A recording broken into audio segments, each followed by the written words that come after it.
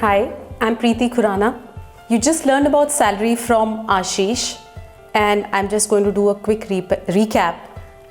So this is income from salary, which you earn because of your employment, and there is an employer who's paying you a salary. And then there is income from house property. So actually your entire income is broken down into 5 heads. Let's do a recap of what these 5 heads are.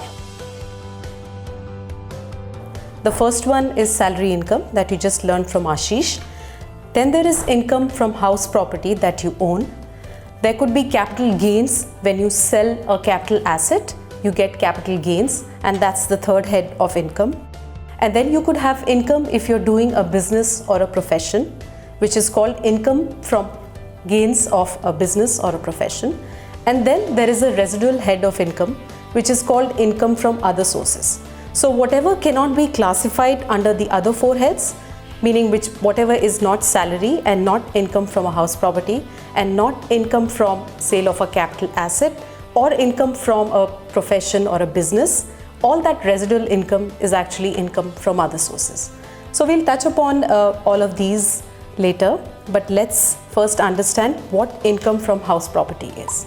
Right? So income from house property is the income that you earn because you own a house. A house could be a flat, could be a villa, could be a commercial property. So if you're owner of a property and you've rented it out, you'll get income from house property. But it's interesting how people also report loss under the head house property, and that's a very important aspect. So let's understand what is loss from house property as well, right? A house property could be of 2 types. It could be self-occupied or it could be rented. When we say self-occupied, we mean that either you live in the property yourself, or the Income Tax Act also considers a vacant property as a self-occupied property. Right? Say for example, if you are working in Mumbai but you have a house in Delhi and you live on rent in Mumbai and you own a house in Delhi, then that house in Delhi is actually called a self-occupied property. Right? So a lot of times we take a loan to finance purchase of a house property. When you take a home loan, a housing loan, the interest payments that you make for that loan are eligible for a deduction. Let's understand how this deduction works. So whatever interest payments you make towards the purchase or a construction. So remember, you can take a home loan for either constructing a property or purchasing a property. So if you take a home loan, the interest payments that you make are considered as a loss. So you can claim those under the head house property and you show them as a loss, right? So the maximum amount that you can claim for a house property which is self-occupied is restricted to rupees 2 lakhs. Let's say you made an interest payment of 6 lakhs for the whole financial year. You're eligible to set off that rupees 2 lakhs under the head income from house property. So you'll show it as a loss, and when I say you are eligible to set off, I mean to say that whatever loss is there, that rupees 2 lakhs can be set off from these other heads of income. So that's about self-occupied property. What if you have a rented property? So if you have a property which has been given out on rent, say for example, let's take the same example of Mumbai and Delhi. You live in Mumbai because you work there, and you have a house in Delhi which you rented out. Whatever income that you're earning from that house is your rental income. So you're going to report that rental income under this head, which is called income from house property. And from that rental income, you're allowed a couple of deductions. The first one is the municipal taxes you pay. So whatever taxes you actually paid to the government in the financial year can be deducted from this rental income. Once you deduct the taxes, whatever is the remaining value, 30% of that value is eligible as a standard deduction, which means that this deduction can be claimed irrespective of what your actual expenses are.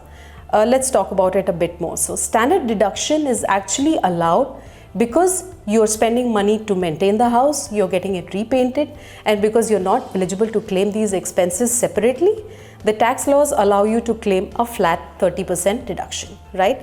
So we begin with rental income. We remove the municipal taxes that we've paid, and of the balance, we are eligible to claim a 30% deduction. Now, let's say you're living in Mumbai and you want to you've taken a home loan to buy this property. So whatever interest payments you make for this home loan for the property which has been rented out, you're eligible to claim them as well, right? Up until financial year 16-17, you were allowed to claim the entire interest from income, which is rental income. So let's say you're paying an annual interest of rupees 10 lakhs for a rented house. To be able to claim this interest income, you do the same calculation and claim the deduction of the entire rupees 10 lakhs. But starting financial year 17-18, the maximum set off that you can do is rupees 2 lakhs, right? So the interest deduction that you can claim from a house property, whether it is self-occupied or rented, the maximum is rupees 2 lakhs. That's the maximum amount you can claim. Whatever is extra, say you had paid interest of rupees 10 lakhs and you are able to now set off rupees 2 lakhs, whatever is the balance, you can carry it forward in your tax return and claim it in the subsequent year. Now let's talk about when you have more than one property. If you own more than one property, the income tax department says that you can assume only one to be self-occupied, right? Let's go back to the example. Say you have a property in Mumbai where you live and work, and you have another house in Delhi which is vacant. Now you have two self-occupied properties. But the income tax department says that when you own more than one property, only one can be considered self-occupied, and the others, if they are rented, that's good enough. If they are not rented, then they have to be assumed to be rented out, which means that you have to pay tax on the rent that you would normally get from such a property. Now this is very important because if you own more than one properties and they are lying vacant, you have to remember that whatever is the rent that you would have got from such properties, you would have to pay tax on them. If say both these properties are rented out, which means the Mumbai property is also let out and the Delhi property is also let out, then you do not have a self-occupied property and you pay tax on both the rental incomes, right? So that is all about income from house property. And now we've completed what we learned from income from the head salary and income from the head house property. And in the next chapter, we'll take a look at income from capital gains.